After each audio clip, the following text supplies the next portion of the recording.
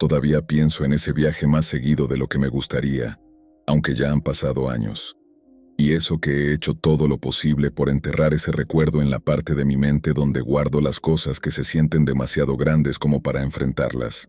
Se suponía que iba a ser una escapada inofensiva, una de esas salidas de principios de invierno, cuando un grupo de amigos alquila una cabaña familiar en los Apalaches antes de que empiece oficialmente la temporada de esquí, solo para relajarnos, desconectarnos del mundo por unos días y crear recuerdos tontos que solo importan para nosotros.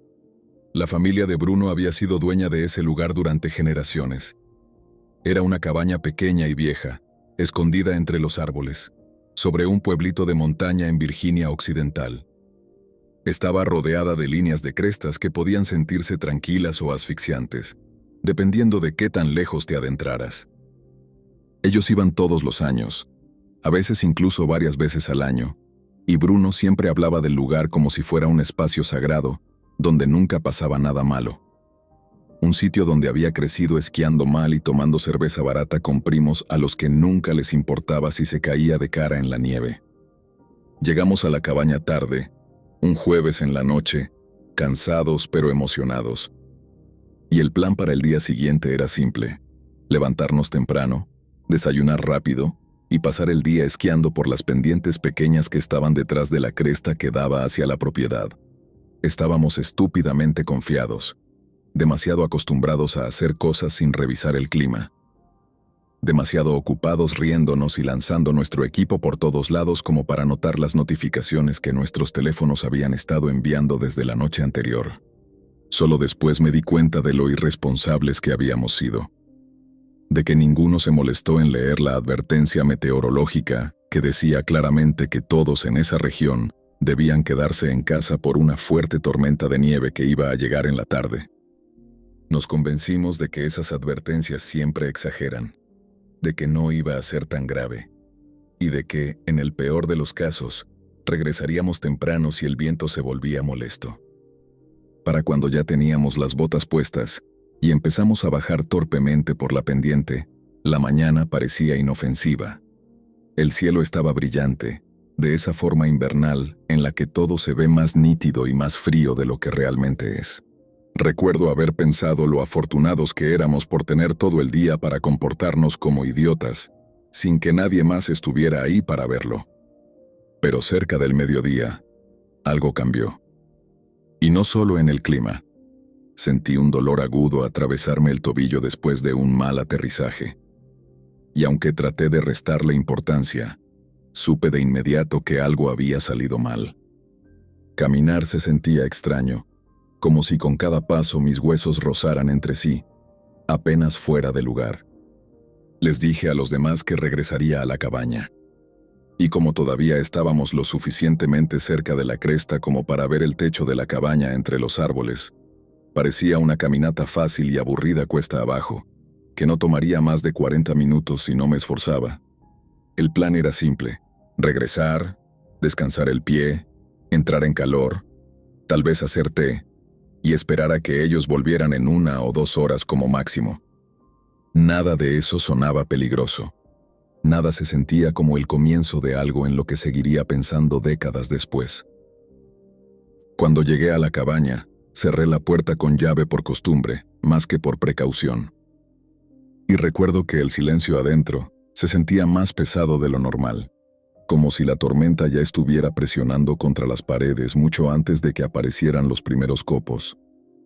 Pasé la siguiente hora cojeando por el lugar, tratando de familiarizarme con todo, ya que nunca me había quedado ahí antes. Abría cajones, gabinetes y closets, solo para distraerme de lo incómodo que me hacía sentir estar ahí solo. No era exactamente miedo al bosque ni al aislamiento. Era más bien la conciencia de que yo no tenía la experiencia que tenían los demás, de que no estaba acostumbrado a estar en lugares donde la ayuda más cercana estaba a kilómetros, y donde la señal del teléfono iba y venía como si fuera algo vivo. Bruno llevaba el teléfono satelital en su mochila, así que si pasaba algo, yo me quedaba solo con mi celular normal, que funcionaba únicamente cuando le daba la gana. Afuera, la nieve empezó a caer con más fuerza, pegándose a los marcos de las ventanas y acumulándose en la baranda del porche. pero yo seguía asumiendo que regresarían pronto. Luego pasó una hora, luego otra. Vi cómo la luz se desvanecía detrás de la cresta. Vi cómo el bosque se volvía más oscuro y más pesado. Y mientras más miraba por la ventana, más sentía un frío que sabía que no venía solo del burlete roto debajo de la puerta de la cocina. Intenté llamarlos. Les escribí mensajes. Actualicé la señal. Sostuve el teléfono en la esquina de la cabaña donde Bruno decía que a veces aparecía una o dos rayitas. Pero nada salía. El viento empezaba a aullar. Todavía no de forma violenta, pero lo suficiente como para que no dejara de mirar la línea de árboles, imaginando formas moviéndose entre las ramas. Cuando finalmente cayó la noche de verdad, ya estaba casi enfermo de preocupación. Mis pensamientos daban vueltas en los mismos escenarios, uno resbalando, otro perdiéndose, todos atrapados en la tormenta, con la temperatura bajando rápidamente. Intenté razonar conmigo mismo. Decirme que eran lo suficientemente experimentados como para manejarlo. Pero la verdad era que la tormenta estaba empeorando muy rápido, mucho más rápido de lo que habíamos esperado, y el silencio dentro de esa cabaña se sentía como un peso aplastándome los pulmones. Cerca de las 8 de la noche, cuando ya me había convencido de que algo horrible había pasado, mi teléfono vibró. Me sobresalté tanto que se me cayó en el sofá. Era un mensaje escrito al borde de la poca señal que había logrado captar. Habían quedado atrapados en la tormenta. La visibilidad había desaparecido en cuestión de minutos, y se habían visto obligados a bajar la montaña hacia el pueblo, en lugar de intentar regresar a la cabaña. Estaban a salvo, pero tendrían que quedarse allá esa noche. Incluía una explicación apresurada sobre lo básico de la cabaña. ¿Dónde estaba la leña? ¿Qué interruptor controlaba el generador de respaldo? ¿Dónde estaban las mantas de emergencia? Aunque yo ya había encontrado casi todo mientras caminaba nervioso de un lado a otro. Saber que estaban a salvo debería haberme tranquilizado. Pero en lugar de eso, me hizo darme cuenta de que realmente iba a pasar la noche solo en esa cabaña, sin una conexión estable con el mundo exterior, y sin experiencia real sobreviviendo en condiciones así. No dejaba de repetirme que todo estaba bien, que algún día sería una anécdota para reírnos, que en lugares donde las familias pasan décadas esquiando y tomando chocolate caliente los fines de semana, no pasan cosas malas. Aún así, me aseguré de que todas las ventanas y puertas estuvieran bien cerradas. Bajé las contraventanas. Revisé cada pestillo 2 veces. Después encendí la chimenea. Me senté lo suficientemente cerca como para sentir el calor. Y traté de no pensar en lo grandes que se veían las sombras en las esquinas cuando las llamas parpadeaban. Me repetí a mí mismo que el montón de troncos junto a la chimenea iba a durar más tiempo, que había agarrado suficiente cuando revisé la cabaña antes. Pero menos de 1 hora después, el fuego ya se estaba encogiendo, crepitando suavemente mientras los últimos troncos se consumían. Sabía lo rápido que podía bajar la temperatura cuando el fuego se apagara. Y con la tormenta convirtiéndose en algo ruidoso e implacable, la idea de dejar que la cabaña se enfriara me parecía un error que no podía permitirme. Así que me convencí de que no tenía otra opción real más que salir al cobertizo por más leña. El cobertizo no estaba lejos, tal vez a unos 10 o 12 metros de la cabaña. Aún así, en el momento en que abrí la puerta, el viento me golpeó el pecho como un empujón, afilado y cargado de nieve. Mantuve la linterna baja para no cegarme con el reflejo. Apreté bien la capucha alrededor de mis orejas y me moví tan rápido como pude sin resbalar. El cobertizo apenas era algo más que una construcción pequeña y torcida, con paredes de madera que se veían parchadas y blandas por décadas de tormentas. Empujé la puerta, entré y solté el primer suspiro tranquilo. Llené mi mochila con tantos troncos como pudo soportar, contando los segundos en mi cabeza y diciéndome que ya estaría adentro cuando llegara a 50. Pero cuando abrí la puerta del cobertizo para regresar a la cabaña, el estómago se me cayó tan rápido que me dieron ganas de vomitar. La nieve afuera ya no estaba lisa. Había huellas profundas, frescas, y supe al instante que no eran mías. Por un momento me quedé paralizado, respirando tan fuerte que el vapor frente a mi cara parecía hiperventilación. Y entonces mi cuerpo se movió solo. Retrocedí dentro del cobertizo y cerré la puerta de golpe, asegurándola con un pestillo oxidado que parecía más una molestia que una verdadera protección. Mi corazón latía con tanta violencia que podía sentirlo en las yemas de los dedos. Las huellas eran demasiado grandes, demasiado pesadas, separadas como las de alguien que caminaba despacio. A propósito, de forma deliberada. Y no había ninguna razón para que alguien estuviera cerca de esa cabaña. No había vecinos, ni excursionistas, ni transeúntes. Si alguien se acercaba en una tormenta así sin pedir ayuda, sin llamar, no estaba ahí por accidente. Me agaché junto a la pequeña ventana agrietada y miré a través del vidrio. Al principio no vi nada entre el borrón blanco de la tormenta, pero entonces apareció una figura cerca de la parte trasera de la cabaña. Era un hombre vestido completamente con ropa negra de invierno, con una especie de lámpara en la cabeza que creaba un círculo pálido de luz alrededor de su rostro. Estaba probando el marco de la ventana trasera, como si buscara debilidades. Moviéndose lento, metódico, sin levantar la mirada ni una sola vez. No tenía idea de si sabía que yo estaba en el cobertizo, pero pensar que pudo haberme visto salir antes me hizo sentir un escalofrío en la piel. Intenté respirar lo más silenciosamente posible, reteniendo el aire helado en los pulmones hasta que me dolía. Sabía que esas paredes no me protegerían si decidía entrar. Cualquiera con suficiente determinación podía atravesar madera podrida con unos cuantos golpes. No dejaba de pensar en lo que estaba haciendo, en por qué revisaba las ventanas en lugar de tocar, por qué no gritaba, por qué no pedía ayuda. Y mientras más lo pensaba, más claro se volvía. Quienquiera que fuera, no quería ayuda, no quería refugio, quería entrar. Esperé a que desapareciera de mi campo de visión antes de intentar pensar con lógica, lo cual era casi imposible con mis manos temblando de esa manera.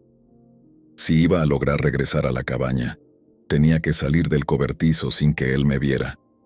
Pero cuando volví a mirar, esperando que ya se hubiera perdido en la tormenta, lo vi aparecer de repente cerca de la parte frontal de la cabaña. O era increíblemente rápido, o había dos de ellos. No podía saberlo con la oscuridad y el viento, y esa incertidumbre era peor que el peligro mismo. Mi mente empezó a repetir cada historia de terror que había escuchado sobre cabañas aisladas, extraños, y tormentas que borran todo sonido. Ahora estaba probando la puerta principal, tirando del picaporte, empujando con el hombro contra el marco. Incluso a través del viento, podía escuchar el golpe sordo de su peso contra la madera. Y sentí que mi pulso se disparaba tanto que pensé que me iba a desmayar. Me agaché rápido para que no me viera por la ventana, encorvándome lo suficiente como para que el frío del piso del cobertizo se me metiera directo en los huesos. No tenía ningún plan. Nada. Solo el deseo desesperado de seguir con vida y el miedo de que cada segundo que pasaba ahí hacía más probable que revisara el cobertizo después. Cuando por fin me atreví a mirar otra vez, no lo vi. Pero segundos después, el resplandor de su lámpara apareció cerca de la puerta del cobertizo. Observé cómo la rendija entre las tablas se iluminaba mientras se acercaba. Y entonces vi su sombra moverse de un lado a otro, como si estuviera escuchando, o decidiendo si intentar abrir. Tocó el picaporte, empujó. La madera vieja crujió bajo la presión. No le tomaría mucho tiempo, tal vez segundos. Busqué desesperadamente algún lugar para esconderme, pero no había nada. Solo pilas de leña, herramientas colgadas en las paredes, y una lona vieja que no podía ocultar a una persona. No dejaba de imaginar lo que haría si abría la puerta y me veía ahí parado. Y fue entonces cuando noté algo que no había visto antes. Una segunda puerta, medio cubierta por una tabla suelta apoyada contra ella. Una salida trasera que no sabía que existía. Mis manos temblaban tanto que se me cayó la primera llave, Lo intenté otra vez, luego con la segunda. Sentía las lágrimas de frustración y miedo quemándome detrás de los ojos. La tercera llave giró. El alivio me golpeó con tanta fuerza que casi se me doblaron las rodillas. Abrí la puerta lo más silenciosamente posible. Salí a la tormenta. Y me obligué a no mirar atrás.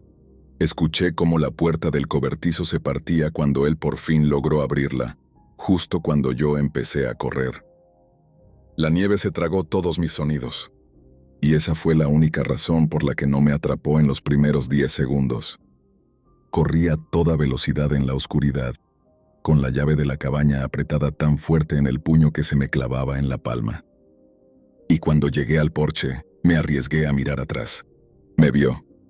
Lo vi girar, dudar medio segundo, y luego echarse a correr directo hacia mí, la lámpara saltando violentamente con cada paso. No pensé. Abrí la puerta. Me lancé adentro, la cerré con llave y arrastré todo lo pesado que pude frente a ella. Una cómoda, un banco, parte del perchero, empujando muebles con una fuerza que solo el pánico puede crear. Podía escucharlo golpeando la puerta. Cada impacto hacía temblar el marco. Sabía que nada de eso aguantaría para siempre. Mis manos encontraron la pistola que Bruno mantenía escondida encima de la chimenea. Y sin darme tiempo a dudar, disparé una sola vez hacia el techo. El sonido explotó dentro de la habitación, tan fuerte que me zumbaban los oídos y sentía la piel vibrar. Después vino el silencio.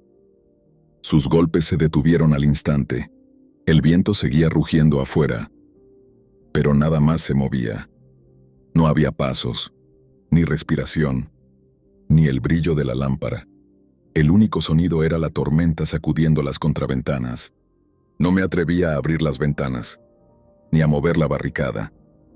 Me senté en el suelo, con la espalda contra el sofá, alimentando el fuego cada vez que las llamas bajaban, con la pistola sobre mis piernas, tratando de controlar la respiración y escuchando cualquier cosa que no fuera la tormenta. Pero el viento se tragaba todo, y hacía que el mundo exterior se sintiera absurdamente lejano. Como si estuviera mirando dentro de un vacío, sin saber si algo me estaba mirando de vuelta. Solo volví a respirar con normalidad cuando, horas después, cerca de las 2 de la tarde del día siguiente, escuché voces conocidas llamando desde afuera. Mis amigos. Prácticamente me derrumbé al oírlos. La policía llegó poco después, subiendo a pie con equipo y con incredulidad marcada en el rostro. Investigaron todo. Las huellas, la puerta rota del cobertizo, las marcas en la entrada de la cabaña, pero la tormenta había cubierto cualquier rastro que pudiera haber contado la historia completa. Bruno no dejaba de repetir que nunca había pasado algo así en todos los años que su familia había tenido ese lugar, que ni siquiera habían visto extraños cerca de la propiedad. Nos fuimos ese mismo día sin mirar atrás. No sé si el hombre estaba solo. No sé por qué estaba ahí. No sé cuánto tiempo llevaba observando la cabaña antes de que yo notara las huellas. No sé qué habría pasado si hubiera sido más lento, si la puerta trasera no hubiera existido, o si el disparo no lo hubiera ahuyentado. Lo único que sé es que ese recuerdo todavía pesa en mi pecho como una piedra fría, y que nunca he vuelto a los Apalaches desde entonces.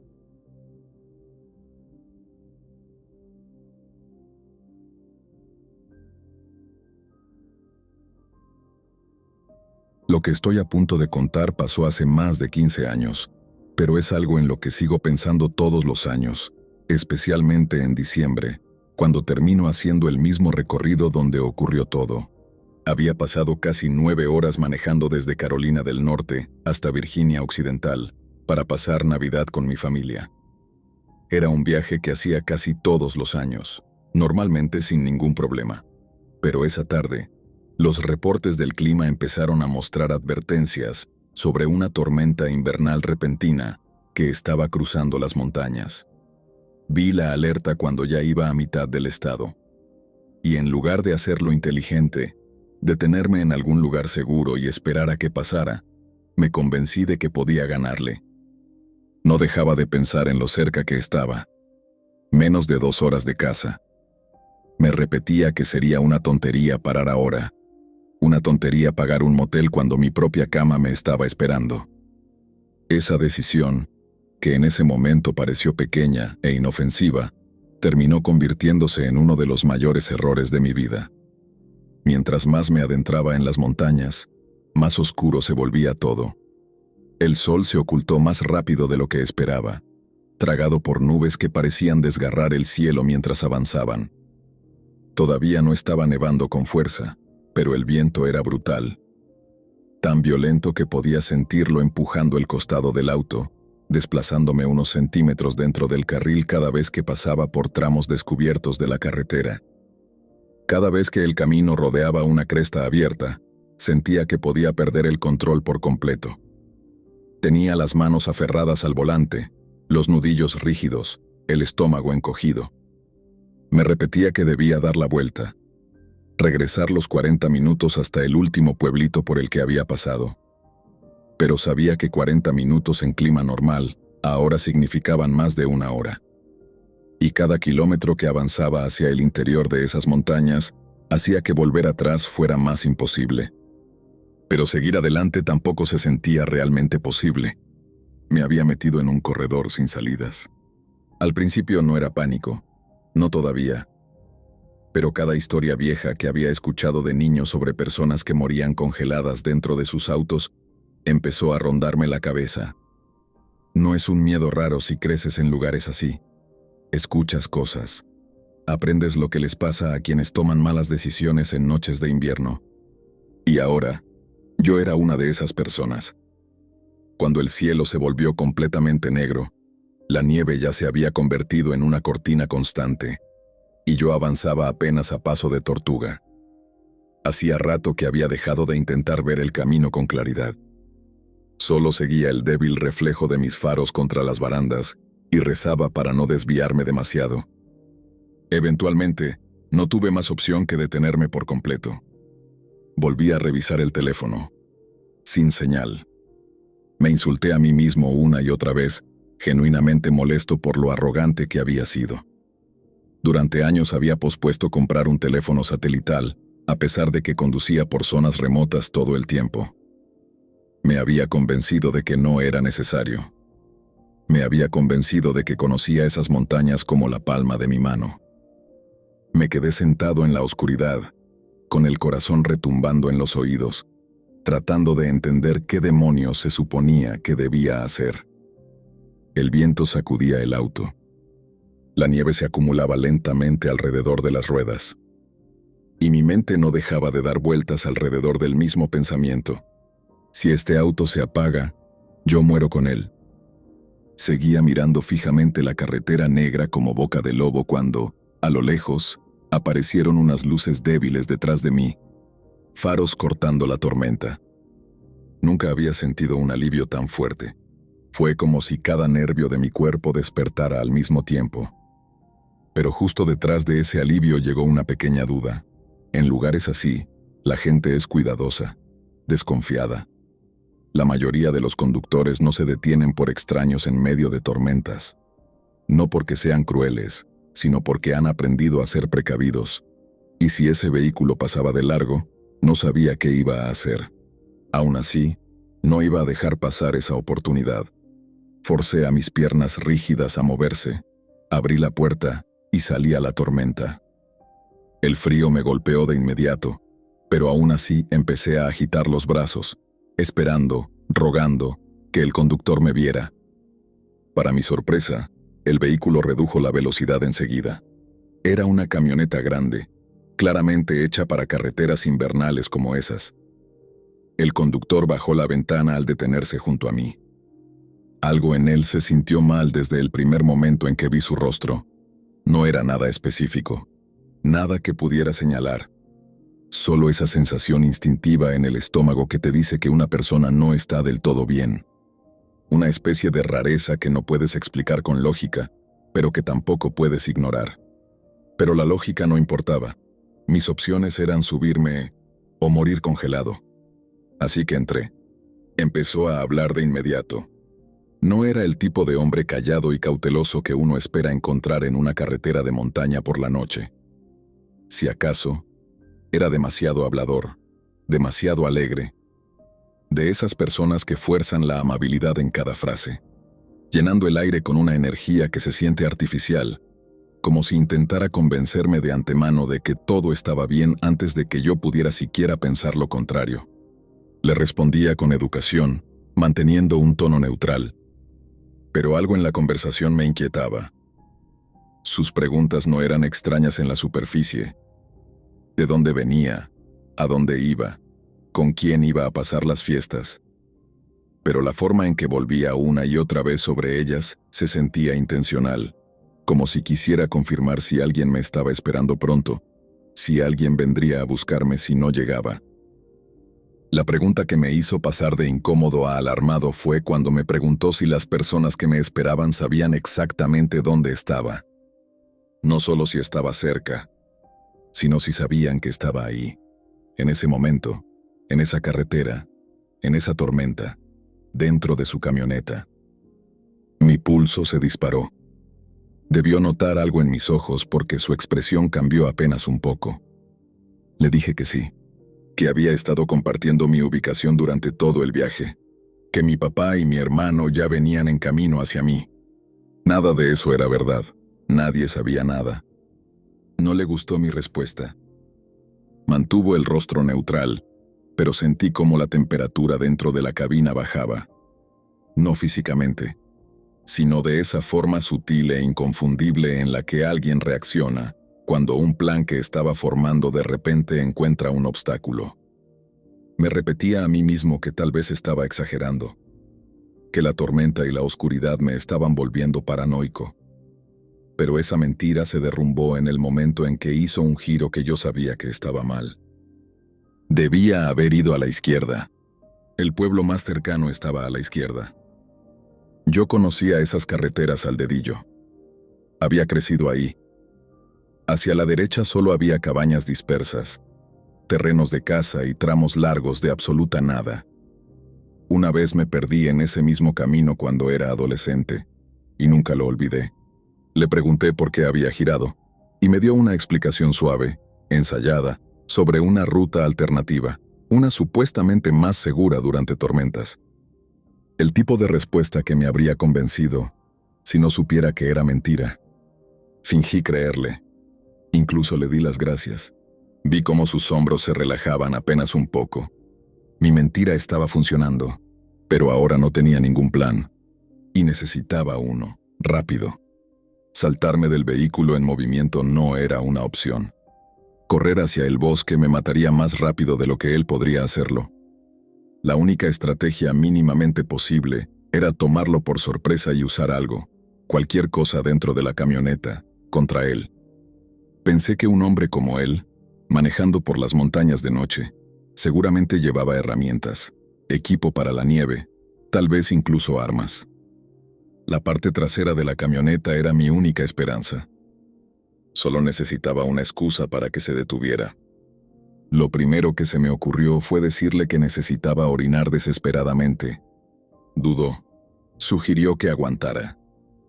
Dijo que ya estábamos cerca. Le respondí que no podía, que tenía un problema médico. Al final, se detuvo. En el segundo en que la camioneta redujo la velocidad, corrí hacia atrás.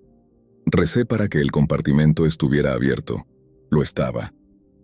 En el instante que me tomó levantar la puerta, lo escuché gritar y empezar a venir hacia mí. Pero fui más rápido. Mi mano agarró lo primero que encontré lo suficientemente grande como para defenderme. Una escopeta. Me alcanzó justo cuando me giré. Le levanté la culata y se la estrellé contra el costado de la cabeza, más fuerte de lo que pretendía. Mi corazón estaba desbocado. Por un momento, me quedé ahí parado, mirándolo tirado e inconsciente sobre la nieve, tratando de entender qué demonios debía hacer ahora. El contenido de la camioneta no me tranquilizó en absoluto. Bidones de gasolina, cuerda, cinta adhesiva, objetos al azar metidos en bolsas sin un propósito claro. Cosas prácticas para la montaña, sí. pero también el tipo de cosas que esperarías ver en un documental de crímenes reales sobre el kit de un asesino. Una pequeña duda intentó abrirse paso en mi mente. Tal vez de verdad solo era un tipo raro, pero inofensivo. Pero no. El hecho de que hubiera tomado ese camino me había dicho todo lo que necesitaba saber. Encontré la cuerda y lo até en el asiento trasero de su propia camioneta. No era un experto, pero había sido Boy Scout el tiempo suficiente como para saber hacer un nudo que no se soltara. Me temblaban las manos, pero me obligué a concentrarme, a sentarme en el asiento del conductor, a encender el motor, a apuntar el vehículo de vuelta hacia casa. El trayecto se sintió interminable. Cada bache me hacía pensar que iba a despertarse. Cada sombra me hacía pensar que se iba a liberar. Cada momento de silencio me hacía temer que había cometido un error enorme y que terminaría siendo yo el arrestado. Llamé a mi hermano cuando por fin conseguí señal. La voz me temblaba mientras le decía que necesitaba ayuda. No lo dudó. Ya estaba afuera cuando entré en el camino de entrada de la casa de mis padres. Con solo ver al hombre atado atrás, lo reconoció al instante.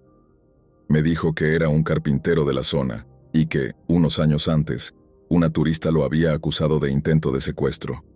Nunca pasó nada oficialmente, pero la historia se había regado lo suficiente como para que la mayoría de los locales mantuvieran distancia.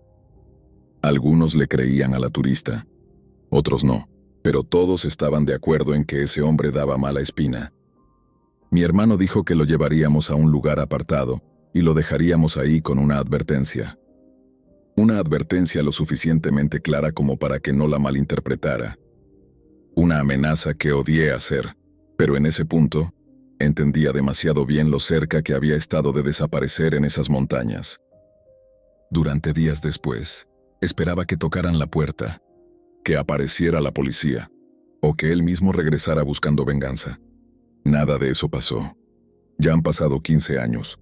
Todavía me niego a manejar por carreteras de montaña cuando el clima está mal.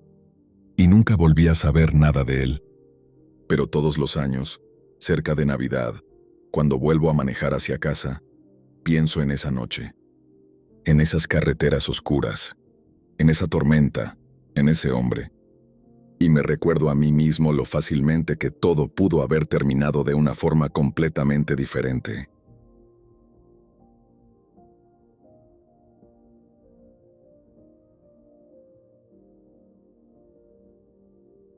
Gemini said. Esta historia es algo de lo que no hablo con los vecinos, y menos con los que vienen de fuera a hacer senderismo. Vivo en un pequeño holler, en el condado de Kanawha, Virginia Occidental. Mi familia ha tenido estas tierras desde antes de la Guerra Civil, y si algo aprendes viviendo aquí, es que el bosque tiene sus propias reglas. Todo empezó un martes de octubre. Había habido una tormenta fuerte la noche anterior, y me preocupaba que algún árbol hubiera caído sobre la cerca del lindero norte, donde tenemos el ganado.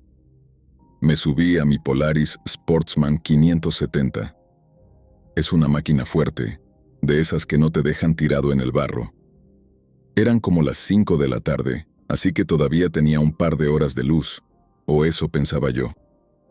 Llegué a la parte alta de la colina, donde el bosque se vuelve realmente espeso. Estaba revisando la tensión del alambre de espino cuando noté que el ambiente se puso pesado.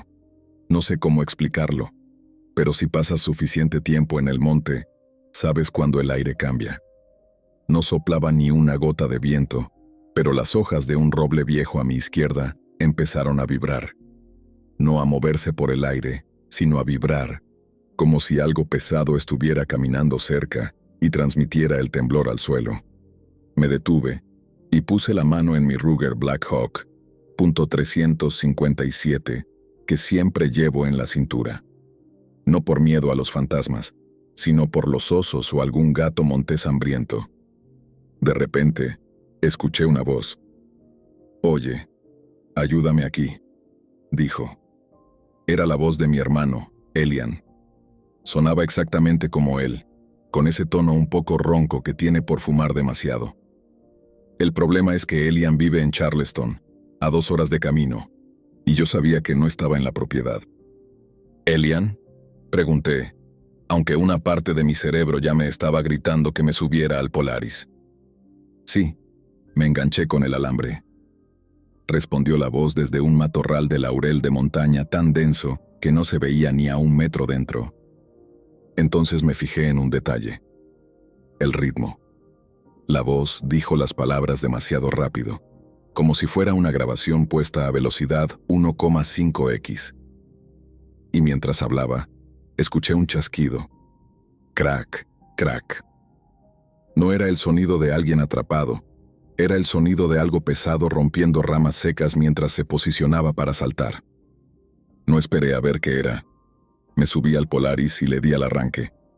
El motor rugió, pero antes de que pudiera meter la marcha, algo salió del matorral. No era mi hermano, era una figura pálida, de unos 7 pies de altura, pero con extremidades tan delgadas que parecían ramas de abedul. No tenía ropa, pero su piel tenía una textura grisácea, como de cuero viejo secado al sol. Metí el acelerador a fondo. El Sportsman 570 salió disparado, escupiendo tierra y piedras. Bajé por la ladera a una velocidad que normalmente me habría matado en esas curvas, pero la adrenalina es un combustible muy potente. Lo peor vino cuando crucé el arroyo seco al pie de la colina. Miré por el espejo retrovisor y lo vi. Esa cosa estaba corriendo detrás de mí, pero no corría como un hombre. Se movía en 4 patas, pero sus codos y rodillas se doblaban hacia atrás. Estaba ganando terreno. El ruido de sus extremidades golpeando el suelo era constante, como un martillo neumático golpeando madera podrida. Tap, tap, tap, tap. Era un ritmo frenético, imposible para cualquier animal de estos montes. La luz roja de mi freno trasero iluminó un segundo su cara cuando frené en seco para tomar una curva cerrada. No tenía nariz, solo 2 hendiduras y una boca que le cruzaba toda la parte baja de la cabeza, llena de dientes pequeños y afilados. Lo que me revolvió el estómago fue que, mientras me perseguía, seguía usando la voz de mi hermano, gritando: «Espérame, que se me olvidó la bolsa». Llegué al porche de mi casa derrapando sobre la grava. Salté de la cuatrimoto y entré de un portazo, agarrando la escopeta que tengo detrás de la entrada. Mis perros, 2 Blue Tick Hound que no le tienen miedo ni al diablo, estaban metidos debajo de la mesa de la cocina, llorando y temblando. Me quedé en la ventana, apuntando a la oscuridad, pero ya no había nada. El bosque volvió a quedarse en silencio, ese silencio muerto que solo ocurre cuando algo que no pertenece aquí decide retirarse. Mi padre salió de su habitación con su linterna de mano y me vio allí, sudando y con la escopeta en las manos. Miró hacia afuera, vio los surcos que dejé en la grava con la Polaris, y luego me miró a mí. No me hizo preguntas estúpidas. En los Apalaches, hay cosas que no se preguntan porque la respuesta no te va a dejar dormir. ¿Estás bien, muchacho?, me preguntó. Sí, le dije. Solo que el alambre del norte está roto. Mañana lo arreglo. Él asintió, me puso la mano en el hombro y me dijo: mañana vamos los 2. Y llévate la caja de cartuchos de posta larga. Desde esa tarde, no he vuelto a subir a la colina norte después de las 4. A veces, cuando estoy en el porche fumando, escucho a las aves imitar el sonido de un motor de cuatrimoto, o escucho mi propio nombre susurrado desde el borde del bosque. Pero ya sé cómo funciona esto. No respondo, no miro hacia atrás, y sobre todo, no dejo que las luces de la casa se apaguen antes de que el sol haya salido por completo sobre las montañas.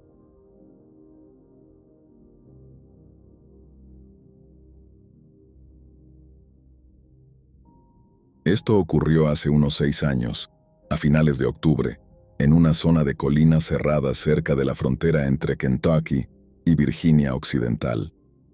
No estaba allí por trabajo, ni por ninguna misión especial. Simplemente había salido a caminar por los terrenos que pertenecieron a mi tío abuelo, para despejar la cabeza antes de que empezara la temporada fuerte de caza. Iba equipado de forma sencilla, mis botas de cuero bien engrasadas, una mochila con agua, algo de cecina y mi fiel Magnum 357 en la funda de la cintura, más por costumbre que por miedo.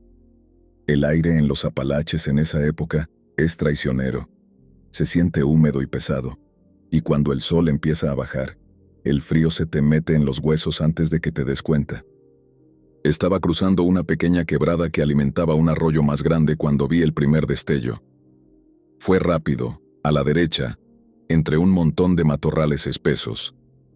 Un flash blanco, a poco más de 1 metro del suelo. Mi primera reacción fue pensar en un venado de cola blanca, de esos que levantan la cola cuando se asustan. Pero había algo que no cuadraba. No había ruido de huida. Un venado hace un estrépito de ramas rotas cuando sale disparado. Esto fue un movimiento limpio, quirúrgico.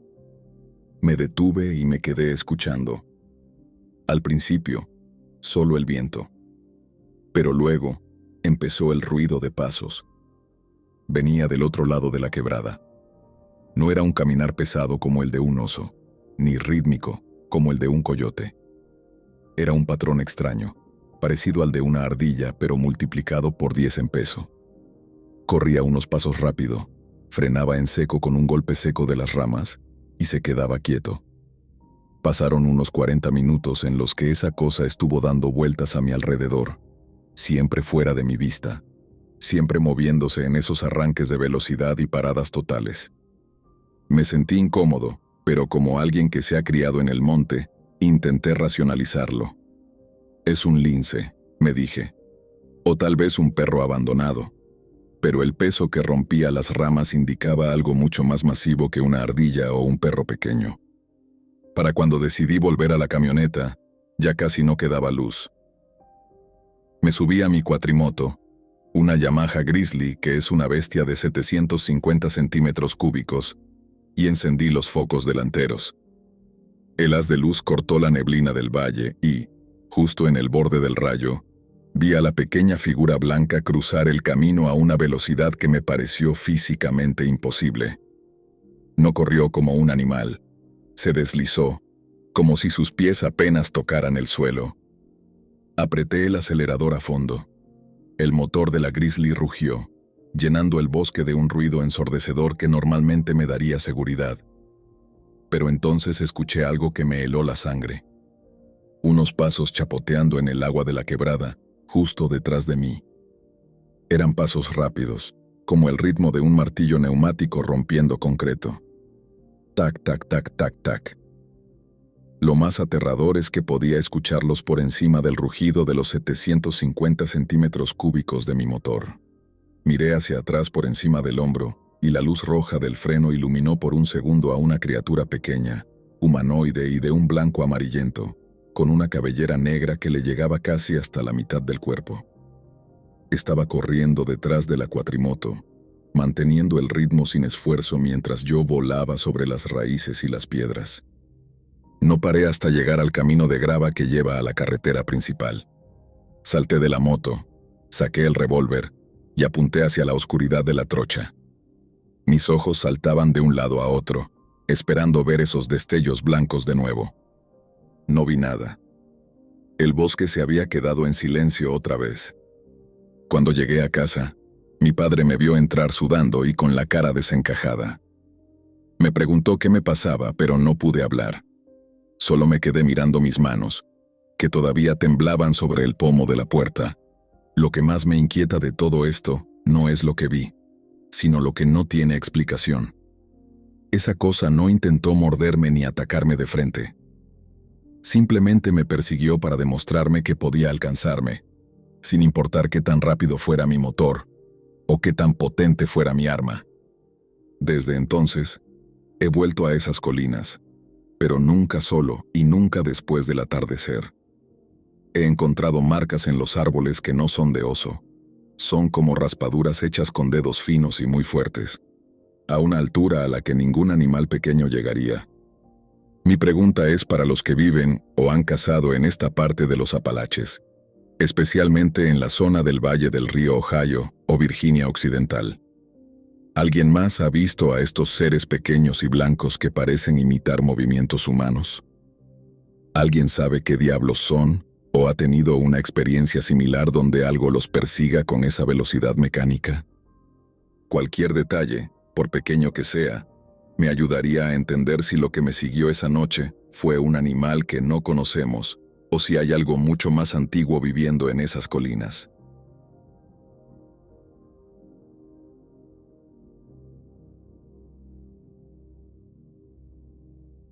Esto ocurrió hace poco más de 14 meses, en una zona de Kentucky que mi familia ha trabajado por generaciones. Tengo 32 años, soy electricista independiente y me he criado en estos montes. Mi rutina es predecible. Paso la mayor parte del tiempo en mi Silverado del 98 o sobre mi Honda Furtrax 300. Esa cuatrimoto está llena de golpes, pero mecánicamente es una roca. Nunca me había dado un solo problema hasta esa tarde de noviembre. Subí a la propiedad para preparar el terreno de casa en una hondonada que llamamos The Kettle. Es un lugar denso, donde los pinos crecen tan juntos que apenas entra luz y el suelo está cubierto por una capa de agujas secas que absorbe cualquier ruido. Estaba esparciendo maíz cuando vi las piedras. Alguien, o algo, había apilado 5 piedras de río perfectamente redondas sobre el tronco donde suelo sentarme. Estaban en un equilibrio que no parecía natural. En cuanto las tiré al suelo, el bosque se quedó muerto. No es que los animales se callaran, es que el sonido del viento desapareció. Fue como si me hubieran tapado los oídos. Entonces, escuché mi propia voz desde arriba, entre las copas de los árboles. «Casi se me olvida la llave», dijo. Eran exactamente las palabras que le había dicho a mi esposa antes de salir de casa. La misma entonación, el mismo carraspeo. Pero el sonido era hueco, como si saliera de una tubería de metal.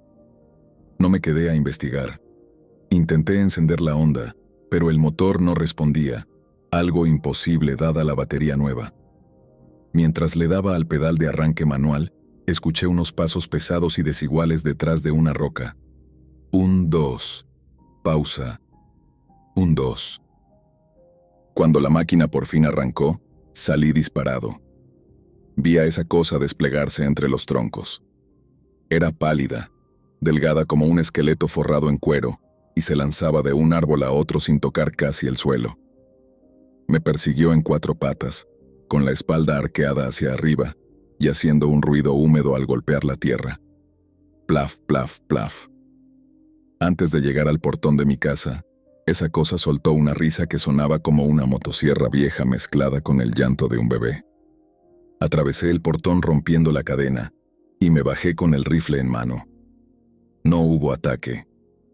Solo vi 2 brazos blancos y larguísimos asomarse por el borde del camino, donde terminaba la luz.